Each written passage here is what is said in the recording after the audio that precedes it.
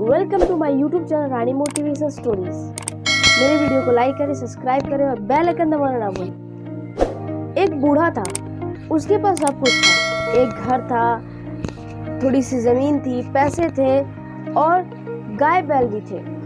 उसका 4 बेटा था। उसके 4 बेटे हमेशा लड़ते रहते थे कि पापा ये जमीन मुझे दे दो। तो कोई कहता ये बैल मुझे दे दो, कोई कहता ये पूरी जायदाद मुझे दे दो।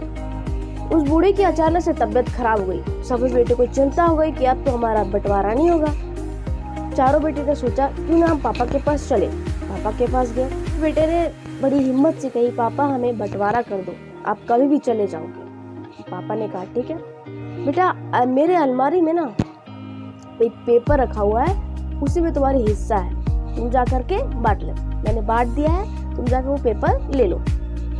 फिर बूढ़ा मर गया।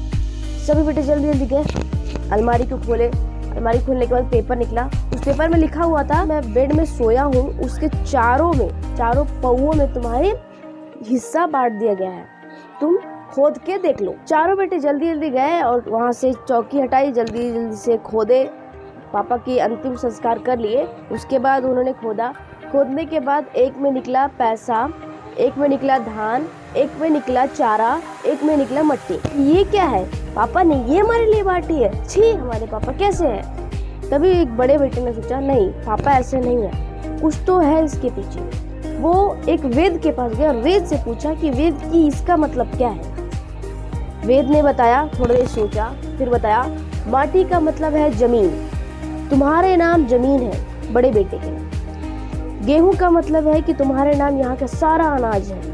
घास फूस जिसमें निकला था वो बैल उसका है, और जिसमें पैसे निकले हैं सारे पैसे उसके हैं। बेटे ने सोचा वाह।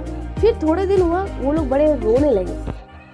रोने इसलिए लगे कि एक के पास जमीन तो था लेकिन उगाने के लिए अनाज नहीं, एक के पास अनाज तो था लेकिन उगाने के लिए जमीन नहीं, एक के पास गाय तो था लेकिन उसके पास चारा नहीं, एक के पास पैसे तो था लेकिन उसके पास घर नहीं, एक के पास गाय बैल तो थे लेकिन खिलाने के लिए चारा नहीं। इसलिए हमें कभी भी अलग नहीं होना चाहिए, हमें एक साथ रहना चाहिए।